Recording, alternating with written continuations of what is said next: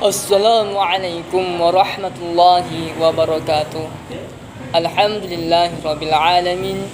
Wassalatu wassalamu ala asyrafil anbiya'i wal mursalin wa ala alihi wa sahbihi rasulillahi ajma'in. Amma ba'd. Yang saya hormati Ibu Perioli Tekwana MIKOM selaku dosen pengampu mata kuliah komunikasi dakwah serta teman-teman yang berbahagia.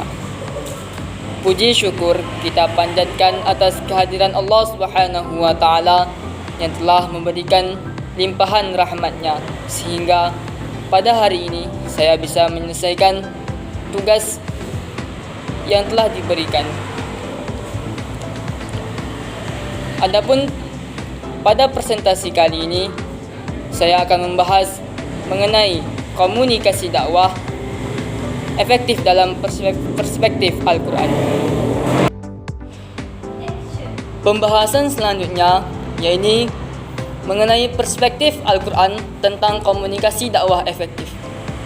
Poin yang pertama yaitu komunikasi dakwah efektif. Dalam konteks dakwah, tentunya diperlukan kecakapan khusus bagi seorang penceramah atau dai agar bisa berkomunikasi secara efektif.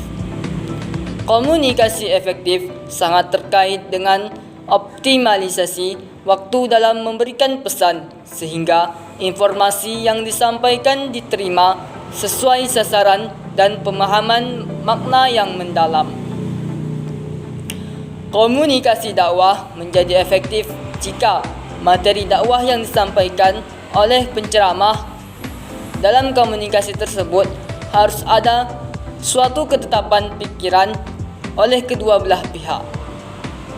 Komunikasi dakwah efektif sangat penting bagi penceramah atau dai dalam menyampaikan materi dakwah yang akan disampaikan, sehingga audien atau mustami tidak salah paham terhadap materi dakwah dan bisa memahami isi dari dakwah itu sendiri. Poin yang kedua, yaitu analisis terhadap ayat-ayat komunikasi dakwah efektif. Jika kita mengkaji ayat-ayat komunikasi dan dakwah, maka akan ditemukan bahwa komunikasi dan dakwah merupakan satu kesatuan yang tidak dapat dipisahkan. Banyak sekali tokoh agama yang melakukan dakwah secara qauli, artinya dakwah yang mereka lakukan sesuai dengan hakikat komunikasi, yaitu menyampaikan informasi dari satu pihak ke pihak lainnya.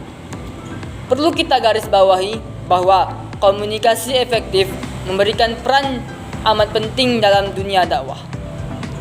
Sementara itu, esensi komunikasi adalah proses penyampaian ide atau gagasan dari satu pihak ke pihak lainnya.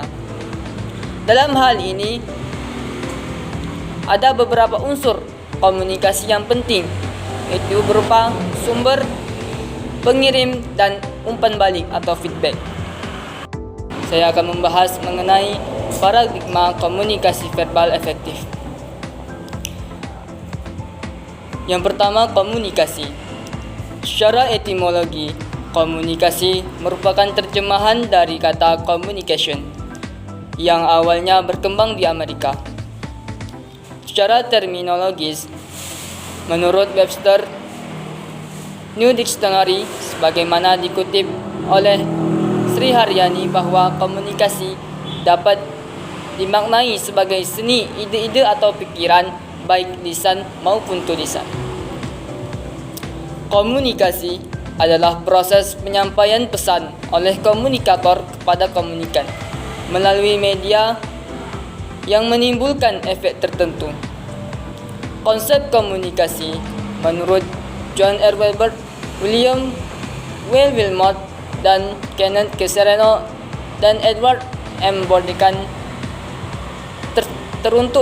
terbentuk menjadi tiga tipe, yaitu searah, interaksi, dan transaksi. Poin yang kedua, yaitu komunikasi verbal. Komunikasi verbal adalah komunikasi yang menggunakan simbol-simbol yang berbentuk lisan ataupun tulisan. suara, gambar.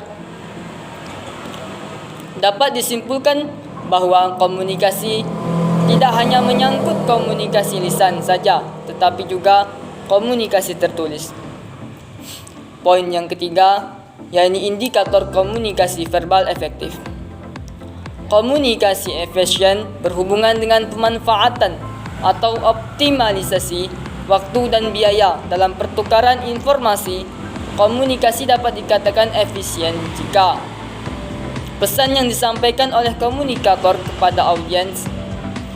Sedangkan komunikasi efektif merupakan komunikasi yang mengandung pengiriman informasi dari komunikator dari komunikan, sehingga kedua pihak dapat memahami makna yang terkandung di dalam informasi tersebut. Komunikasi dakwah efektif penting supaya timbul pengertian, kesadaran, sikap, penghayatan dan pengalaman. Mungkin hanya ini yang bisa saya sampaikan. Semoga apa yang saya sampaikan bisa bermanfaat bagi kita semua. Akhirul kalam, wabillahi